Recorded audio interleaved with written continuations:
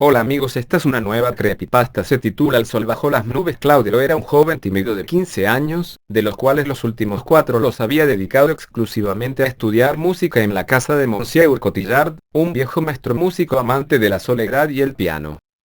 Durante los últimos 4 años Claudio iba y venía de su casa a la del viejo Cotillard, sin siquiera voltear a ver el antiguo y enorme edificio de piedra que estaba justo frente a la angosta casa de su maestro. Se trataba del Liceo de Niñas, un colegio exclusivamente para las hijas de las más adineradas familias de la ciudad. Al viejo no le gustaba enseñar con las ventanas de su casa abiertas, excepto los días lluviosos. Esos días Claudio tenía permitido acercarse un poco a la ventana que daba a la calle a practicar con su violín. Fue precisamente un día de lluvia que Claudio, en un descanso de su práctica, al mirar por la ventana descubrió el rostro más bello que jamás hubiese visto, unos grandes ojos castaños coronados con bellas y largas pestañas, cabello al color de la tierra mojada, pero lo que más le gustó de aquella niña fue su blanca e inmaculada palidez. La chica era de por sí hermosa, pero era su blancura lo que dejó atónito a Claudio. Ese día el joven no dejó de pensar en aquella alumna del liceo, volvió a su casa y practicó con su piano, siempre pensando en ella. Al día siguiente Claudio buscó desesperadamente acercarse a la ventana, pero afuera no estaba lloviendo y su maestro le prohibió que la abriera. Esa tarde Claudio ejecutó el piano con demencial ira. Monsieur Cotillard quedó maravillado. Al día siguiente tampoco llovía, sin embargo el sol estaba oculto tras gigantescas y espesas nubes. Claudio se molestó mucho, sabía que otra vez estudiaría con la ventana cerrada. Al llegar Claudio a la casona notó que la ventana estaba abierta, su pecho se agitó y sintió como su estómago se estremeció de alegría, subió velozmente las escaleras y buscó su lugar junto a la ventana. Monsieur Cotillard estaba de muy buen humor, incluso habló de la belleza del día y concedió a Claudio varios descansos. Por primera vez en 4 años Claudio notó que no era la lluvia la que ponía de buen humor a Cotillard, sino los días donde las nubes no daban oportunidad al sol brillar. Se alegró. Justo a las 2 de la tarde pidió a su maestro un descanso, y se dirigió a la ventana con la esperanza de encontrarse con su amada niña. Después de buscarla de entre decenas de niñas que esperaban ser recogidas por sus padres en la banqueta, al fin pudo ver a su amada. No fueron más de 15 segundos donde la tierra se detuvo, 15 segundos donde su corazón se estrujaba desesperadamente en sus adentros. Por fin pudo verla 2 días después de haberla visto y amado por primera vez. La hermosa niña subió a la parte trasera de un carruaje y desapareció de repente. Claudio volvió a sus lecciones, estaba contento, se le veía en la mirada, estaba tan emocionado que se equivocó una vez tras otra, despertando la ira de Monsieur Cotillard en múltiples ocasiones. El día siguiente nuevamente estuvo nublado y Claudio, el feliz, recorrió las calles rápidamente y llegó a la casa de su maestro, buscó su lugar y comenzó a practicar distraído y equivocándose una y otra vez. Cuando dieron las 2 de la tarde pidió su receso y sin recargo viendo por la ventana. Pasaban los segundos y Claudio más se desesperaba, hasta que decidió preguntar a Monsieur Cotillard si él sabía por qué no habían salido las niñas del colegio de enfrente. Es sábado atolondrado, respondió el viejo. Llevas años practicando y no te habías dado cuenta que los sábados y los domingos el liceo no abre sus puertas. Menudo animal.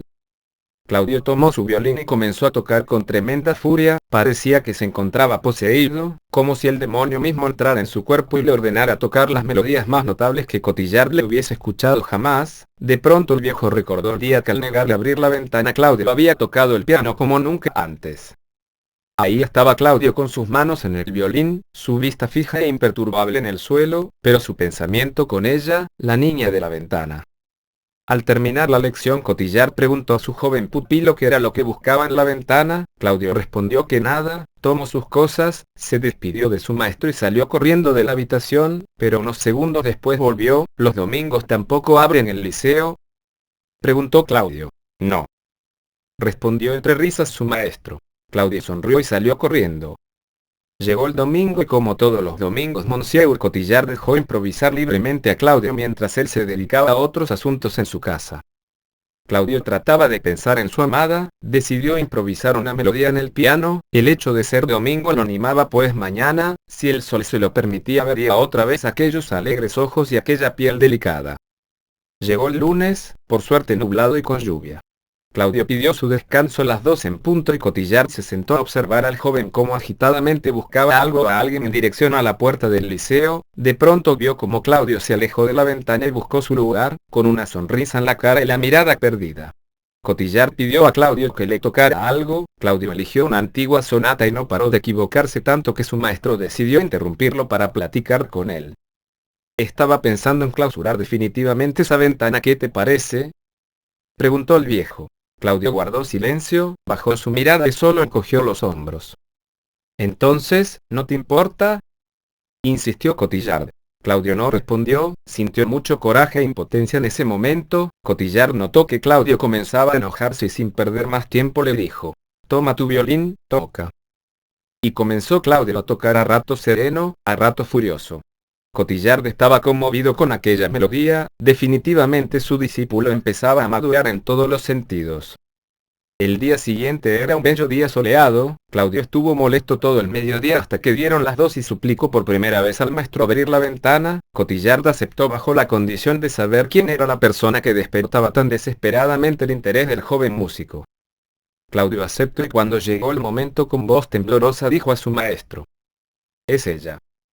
Cotillard observó a la bella joven, sin lugar a dudas era hermosa. Volteó la mirada hacia su pupilo que estaba enternecido de ver a la joven.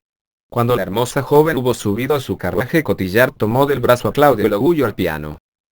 Los días pasaron y de lunes a viernes Monsieur Cotillard daba permiso a Claudio de mirar a la bella estudiante aunque no estuviera nublado el día. Las semanas continuaban completándose, incluso los meses, y Claudio seguía admirando a la chica desde su ventana. La llamaba de mil formas Samantha, Lucrecia, Aida, Brida. Notó que los días nubosos eran los mejores para verla. Su piel brillaba fulgurante, irradiaba luz propia, como si se tratara de un pequeño sol, un sol bajo las nubes, y así decidió llamarla en adelante, Sol. Sol se había convertido en una chica popular de entre sus compañeras. Claudio podía notarlo desde hace algún tiempo. Ahora se le veía más segura y alegre y por ende más hermosa a los ojos de Claudio. Mientras tanto el joven seguía creciendo como músico. Ahora sus melodías eran brillantes, tanto que Cotillard llegó a pensar que ya no necesitaba más de él como maestro. Claudio buscaba la manera de que Sol lo notara, quería impresionarla pero no sabía cómo, ni siquiera sabía que le gustaba, no conocía su carácter, no conocía ni su nombre. Cuando Monsieur Cotillard se decidió a informarle a Claudio que estaba listo para dejar el nido que forjó su maestranza en la música, Claudio rechazó de forma enérgica la propuesta de su maestro. ¿Cómo se atreve a decir que estoy listo? Usted sabe que me falta trabajar, que no soy tan bueno y que necesito de usted, exclamó desesperado Claudio. Lo que vos has venido a encontrar conmigo, ya lo has conseguido, Claudio. De hoy en adelante deberás forjar tu propia identidad. Además yo ya he enseñado todo lo que sé, puntualizó sereno el viejo maestro. Quiero que escribas una rapsodia a tu amada. Vuelve cuando la hayas concluido. Ese será tu examen final. Dio media vuelta y dejó el salón. El miedo que le causaba no poder volver a ver a su Sol le estremecía el alma a Claudio. Todos los días se levantaba temprano, se dirigía hasta el liceo y desde un lejano árbol contemplaba a la joven a su llegada. Más tarde regresaba a la hora de la salida. La desesperación le hizo acercarse cada vez más a Sol. Ahora acostumbraba a salir de la esquina justo cuando su carruaje se detenía fuera de la puerta. Sentía una gran angustia por no poder hablarle, incluso una mirada de ella le hacía bajar la cabeza y caminar apresuradamente. La amaba pero no soportaba siquiera su mirada. Claudio sentía un gran odio por sí mismo. Por no superar su miedo a hablarle a la joven, él mismo se negaba a la felicidad.